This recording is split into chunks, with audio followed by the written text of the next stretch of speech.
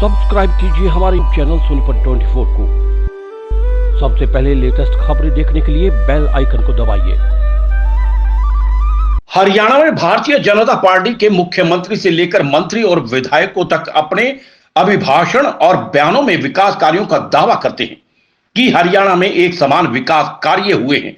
लेकिन आज हम आपको सोनीपत के एक ऐसे गांव से रूबरू करवाने जा रहे हैं जो कि चंडीगढ़ दिल्ली नेशनल हाईवे 44 पर स्थित है और दिल्ली से महज इसकी दूरी 25 किलोमीटर की होगी। कोई इक्का दुक्का बहलगढ़ को गांव के नाम से जानता होगा। इस गांव के हालात आज बद से बदतर होते हुए नजर आ रहे हैं। गांव में गंदे पानी की निकासी की समस्या पिछले कई सालों से बनी हुई है, जिसके चलते ग्रामीण अब यहां से पलायन को मजबूर होते हुए नजर आ रहे हैं। घरों में बच्चों से लेकर बुजुर्गों तक बीमारियों ने अपना डेरा बसा लिया है। गांव के छोटे बच्चे स्कूल जाने के लिए गंदे पानी से ही होकर गुजरते हैं, तो गांव की बुजुर्ग महिलाएं और पुरुष समय व्यतीत करने के लिए गली के रास्ते खेतों में जाने के लिए तरस रहे हैं। अब हम आपको कुछ ऐसी हैरान कर देने वाली तस्वीरें दिखाने जा रहे हैं जो कि इस गांव के विकास कार्यों पर सवालिया निशान उठा रहे हैं। ये तस्वीरें गांव के प्राइमरी हेल्थ सेंटर की हैं, जिसको स्वास्थ्य विभाग ने लाखों रुपए की लागत से बनवाया था ताकि यहां पर गांव के गरीब लोगों का इलाज किया जा सके। लेकिन गंदे पानी की निकासी ना होने के चलते गांव का गंदा पानी पीएचसी सेंटर में ही आता है, जो कि अब केवल एक खंडहर मात्र ही रह गया। आम जनता के टैक्स का पैसा अब पानी के बहाव में बह गया। गांव के ग्रामीणों ने अपनी इस समस्या को लेकर सोनीपत के आला अधिकारियों से लेकर सांसद रमेश चंद्र कौशिक और इस क्षेत्र से विधायक मोहनलाल बड़ोली तक कर चुके हैं, लेकिन उनकी इस समस्या का समाधान नहीं हुआ है। ग्रामीणों ने कहा कि पिछले कई सालों से गांव में गंदे पानी की निकासी को लेकर वो अधिकारियों से मिल चुके हैं। राई से विधायक मोहनलाल बड़ोली से इसकी शिकायत कर चुके हैं। सोनीपत के बीजेपी सांसद रमेश चंद्र कौशिक के आवास पर वो इसकी शिकायत लेकर जा चुके हैं, लेकिन अभी तक उनकी इस समस्या का कोई भी समाधान नहीं हुआ। ग्रामीण महिलाएं और पुरुषों ने तो मीडिया से बातचीत करते हुए यह तक कह दिया कि आने वाले समय में वो हर राजनीतिक पार्टी का चुनाव में बहिष्कार करेंगे। उन्होंने रोते अपना दुखड़ा बताया कि अब तो गांव में कोई रिश्तेदार भी आना पसंद नहीं करता और बच्चों की शादियों में रुकावटें इसी गंदे पानी की निकासी के चलते आ रही हैं। वो इस गांव से पलायन को मजबूर हैं क्योंकि गंदे पानी की निकासी के चलते उनका गांव में रहना दूभर हो गया है। सोनीपत 24 के लिए श्याम वशिष्ठ के साथ रमेश कुमार की रिपोर्ट। हमारे गांव में कोई भी ऐसा रास्ता नहीं है जो कि सूखा हो कि आदमी निकल जाए। स्कूल के रास्ते हैं, बच्चे वहां गिरते हैं, बड़े बुजुर्ग बेचारे पैदल निकल नहीं सकते। काम पे जाने वाले आदमी कहीं कहीं से घूम घूम के कच्चे रास्तों से खेतों में से निकल के अपने वहां पहुंचते हैं। हमने सरकार से सीएम विंडो पे क्या, डीसी सोनीपत को क्या, बीडीपीओ राय को क्या, डीडीपीओ को क्या, हमने कोई ऐसी जगह नहीं छोड़ी जहां हमने शिकायत नहीं की। लेकिन हमारे को कोई ऐसा आश्वासन भी नहीं मिला संतोषजनक कि भाई हाँ कुछ आपकी समस्या का समाधान हम करेंगे। इसलिए लोगों ने बिल्कुल ही जीना दुश्वार हो रखा है, नरक की जिंदगी जी रहे हैं। पीने का पानी भी हमारा यहीं से जाता है, जो कि इस गंदे पानी की वजह से हमारा एक ट्यूबवेल खराब हो चुका है, उसका पानी हम पी नहीं सकते, वो डेड हो गया सिर्फ ही पानी की वजह से। ये हमारा स्वास्थ्य केंद्र है। लोग यहाँ आते थे दवाई गोली लेने के लिए, ठीक है, यहाँ जच्चा केंद्र भी था, कोई गरीब आदमी भाई अपने परिवार को लेके यहाँ आ जाए, ये भी बंद हो गया है। अब लोग मजबूरी में या तो सोनीपत भागेंगे, प्राइवेट हॉस्पिटल में मरेंगे, जिसके पास पैसे नहीं होंगे वो अपने घर मर जाएगा बेचारा। लेकिन इस सरकार को इनसे कोई सरोकार नहीं है। कोई मरे जिए 7 साल से जो निगम में गाँव गया था, हमारी 46 लाख की एफडी थी, कुछ और भी पैसा था, वो सारा का सारा निगम खा गया। और हमारे गांव में एक ईंट तक भी नगर निगम ने या सरकार ने आज तक नहीं लगाई है 7 साल से। जो हमने 10 साल में इस गांव को साफ सुथरा बना के रखा था।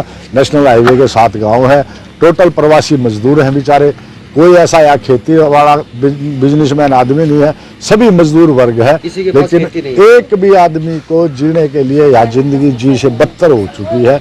यहाँ से लोग भागे तो भागे का, क्योंकि हमारे को मकान भी खरीदने वाला नहीं आता।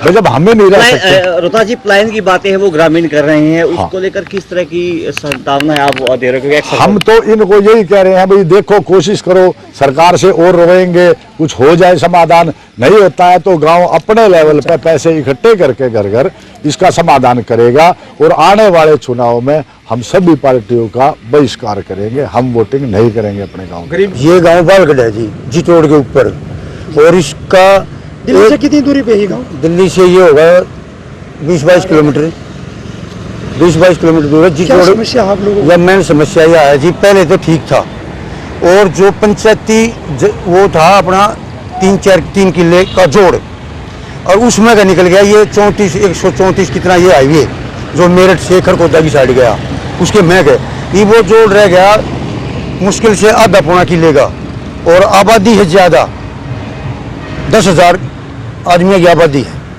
दुनिया भर के समर्सिबल चल है, उस जोड़ की कैपेसिटी होगी, बंदर और नाला होगा ब्लॉक, और वो होगा ओवरफॉल होने के कारण वो पानी की फैक्ट्रियाँ बढ़े, 30 किले बढ़े है कि फसल खराब हो है, रोज झगड़ेबाजी हो है, रोज आड़े बंद खिलाओ है।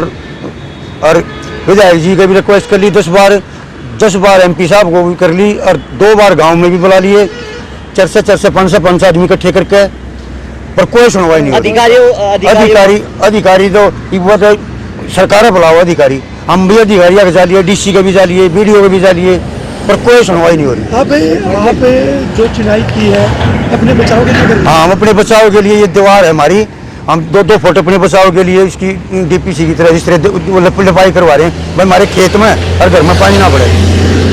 ये हम पानी तो रोक नहीं सकते गाँव का, ये अपने बचाव के लिए कर रहे हैं। वो आगे आबादी है जहाँ वो जोड़ है थोड़ा 10-20 घरा का, वो भी बेचारे बहुत परेशान है, वो भी डूबने के ये जो पानी है फैक्ट्री में जाता है? ये मिल कपड़ा मिल होया करता जी, और ये अब इस पानी की वजह से ये 16 लाख रुपए में किराए पर दे रखा था इन्हें।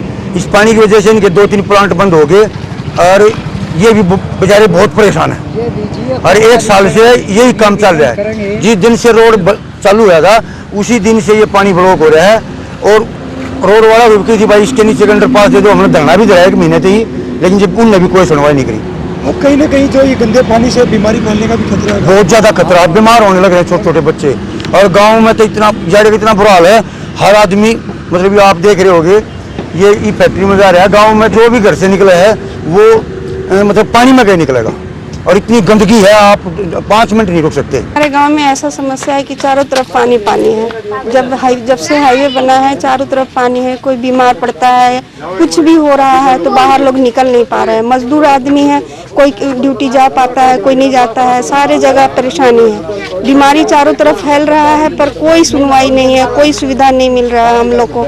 मतलब रोड पे निकलने के लिए भी हम लोग को सोचना पड़ा कि किस तरह से जाए, खेत के होके जाए या कांटों में चल के चले, किस तरह जाए समझ में नहीं आता है। अधिकारियों को MLA को, सरकार को इस बात की गुहार आपने लगाई है? सब जगह गुहार लग रहा है, गुहार लगने को कोई पीछे नहीं हट रहा। सब चाहते हैं कि सुविधा हो जाए, सुख सुविधा मिले, लेकिन सुविधा नहीं मिल रही है।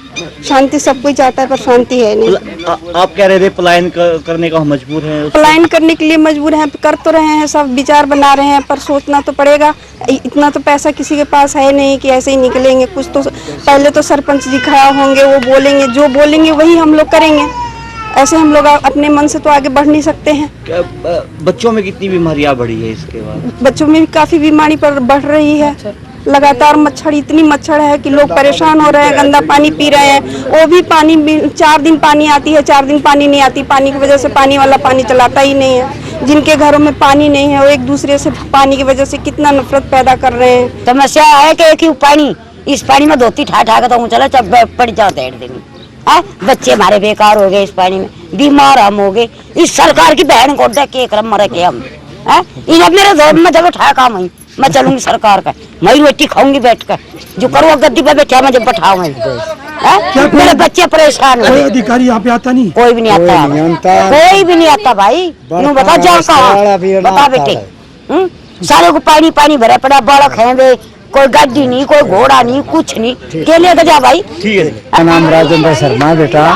आड़े बड़का का रास्ता भी होना बंद हो गया, अगली पोजीशन भी खराब होगी। क्या तो जीव है मानस, कोई आता ना जानता ना। कारण क्या है? कारण ये गंदा पानी, गंदे पानी ने बहुत समस्या बना दी कतई। इसका निकास नहीं है कहीं भी। इसका हमने सरकार में चारों तरफ अपनी दरखास्त ला ली, हमारी कोई सुनाई नहीं। MLA MP आवे और कहेगा हाँ भाई हो जाएगा, हाँ भी हो जाएगा, वो करना कुछ नहीं, वो डंडा ढाईगा, न्यू का न्यू रहेगा। जब से नाला बना है, जब से आज तक इसकी प्रशासन ने कोई सफाई का ध्यान दिया ही नहीं। CM बंडोर सारे महकमे सब गजा लिए, कोई हमारी सुनाई नहीं है। बीमारी हमारे घरों में पानी बढ़ रहा है।